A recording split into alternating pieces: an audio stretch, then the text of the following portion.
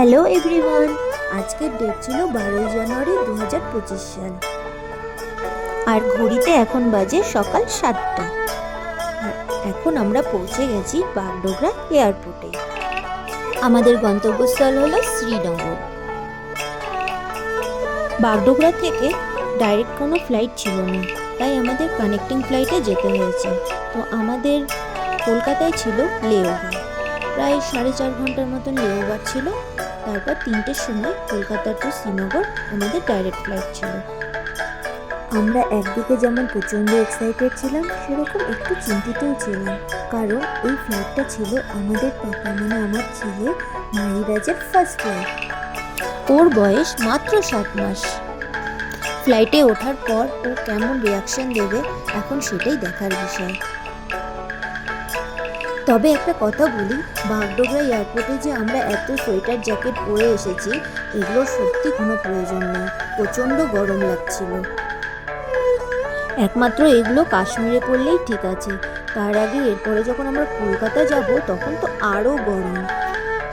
এই দেখো আমরা ফ্লাইটে উঠে পড়েছি, আর আমার বাবা তো খুব আনন্দ। ও তো ফ্লাইটে উঠে খুব মজা পাচ্ছিল। যেটা ভয় পাচ্ছিলাম ও হয়তো কান্নাকাটি করবে, কিন্তু একদম না, ও তো হাসছে এবং খুব এনজয় করছে।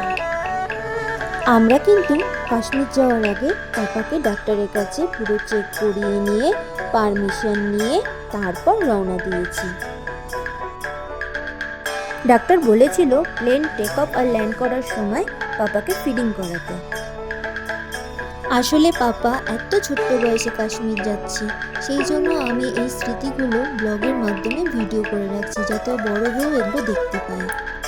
এবার আমরা কলকাতা এয়ারপোর্টে পৌঁছে গেছি। এখানে আমাদের প্রায় 4.5 ঘন্টার মতন ওয়েট করতে হবে। আর এখানে আমাদের সাথে আরেকজন যোগদান করছে, সে হলো আমার প্রিয় ননদ, যাকে আমি বুনু বলে ডাকি।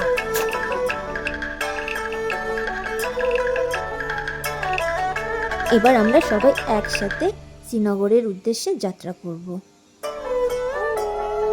এবার আমরা আবার প্লেনে উঠে পড়েছি, আর এখন আমাদের সাথে রয়েছে আমাদের পুনু। আমরা অনেক মজার মজার গল্প করছিলাম আর হাসি ঠাট্টা করছিলাম, কারণ 3টা ঘন্টা তো আমাদের কাটাতে হবে প্লেনের মধ্যে। বাবারে বাবা! আর এদিকে আমাদের পাপা সোনাকে দেখো, পাপা সোনা পিপি কোলে উঠে তো ঘুমিয়ে পড়েছে।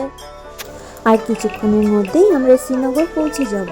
আর শ্রীনগর যাওয়ার পথে প্লেন থেকে এই দৃশ্যটা এত সুন্দর লাগছিল যে বলে বোঝাতে পারবো না। ওকে, তাহলে এই ভিডিওটা আমি এখানেই শেষ করছি। এরপর কাশ্মীরে পৌঁছে কাশ্মীর আরও অনেক সুন্দর সুন্দর ভিডিও নিয়ে আসবো তোমাদের সাথে শেয়ার করতে।